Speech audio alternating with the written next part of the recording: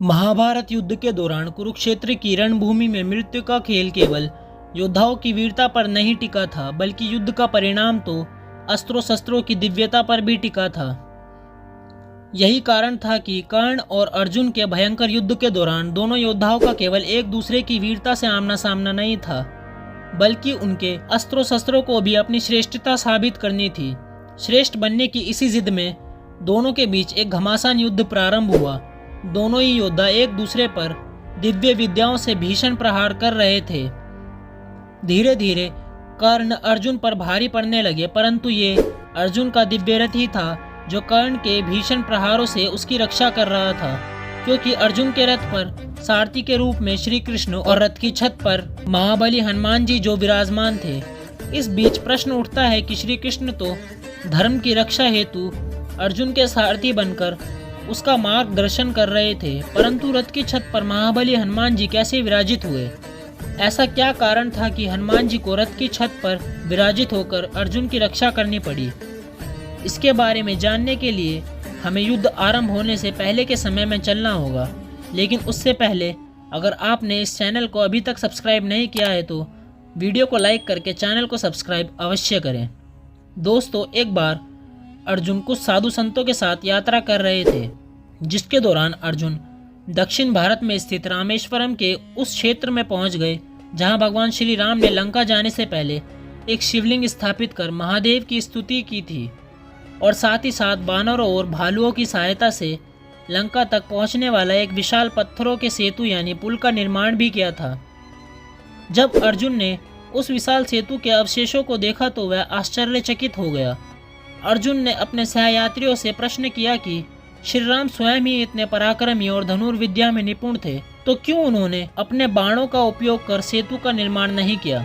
क्यों उन्हें इस पुल के निर्माण के लिए वानरों और अन्य जीवों पर निर्भर रहना पड़ा? अर्जुन का यह प्रश्न सुनकर सभी यात्री शांत हो गए। किसी के पास अर्जुन के इस प्रश्न का उत्तर नहीं था।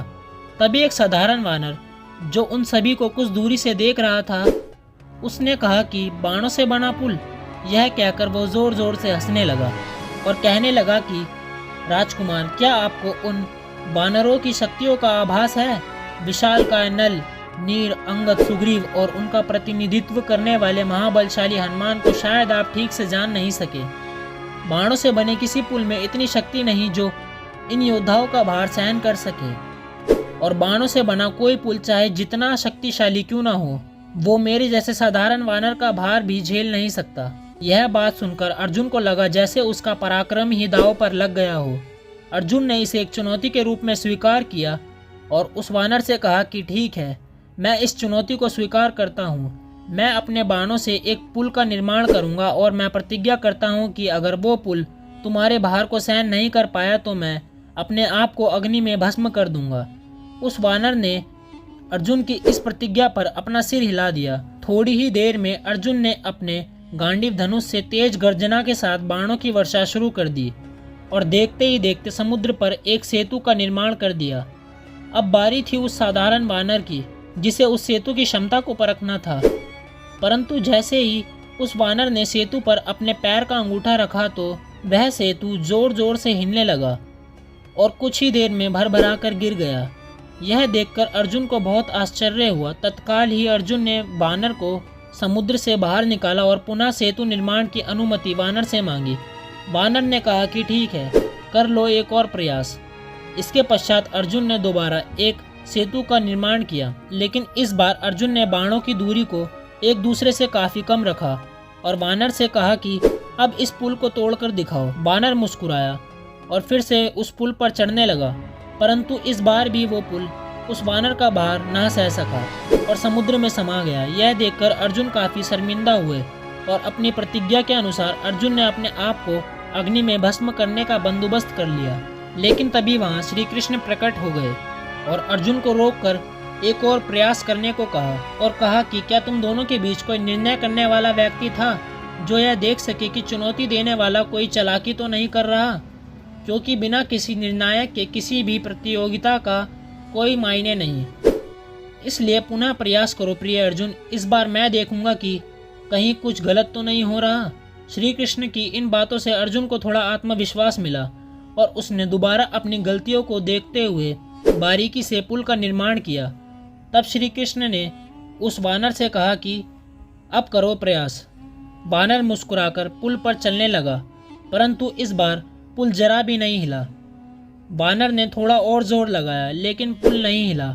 यह सब देखकर वानर हैरान रह गया कि आखिर इस बार ऐसा क्या हुआ कि मेरे पूरे प्रयास के बाद भी यह पुल टूट ही नहीं रहा।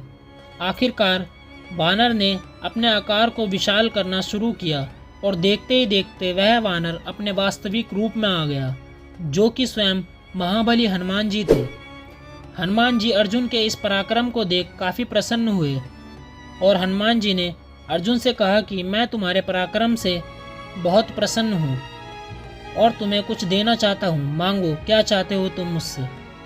अर्जुन ने श्री कृष्ण के कहने पर हनुमान जी से कहा कि युद्ध के दौरान आप मेरे रथ पर विराजित होकर उसकी शोभा बढ़ाएं, जिस पर हनुमान जी अर्जुन को यह वचन देकर चले गए। लेकिन दोस्तों, आप सोच रहे होंगे कि वह सेतु आखिर टूटा क्यों नहीं। तो मैं आपको बता दूं कि वह सेतु इसलिए नहीं टूटा क्योंकि इस बार स्वयं कृष्ण जी अपने कूर्मा अवतार में अर्जुन के सेतु का भार अपनी पीठ पर उठाए हुए थे, जिसके कारण वह सेतु महाबली हनुमान जी के भार से भी नहीं टूटा। और यही कारण था कि हनुमान जी को महाभारत युद्ध में अर्जुन के रथ पर विराजित होकर उसकी रक्षा करनी पड़ी। तो अगर आपको वीडियो अच्छी लगी हो तो वीडियो को लाइक करके चैनल को सब्सक्राइब करना ना भूलें। मिलता हूँ आपसे दोबारा ऐसे ही और रहस्यमयी और मज़ेदार वीडियोस के साथ। तब तक के लिए जय श्री राम दोस्तों।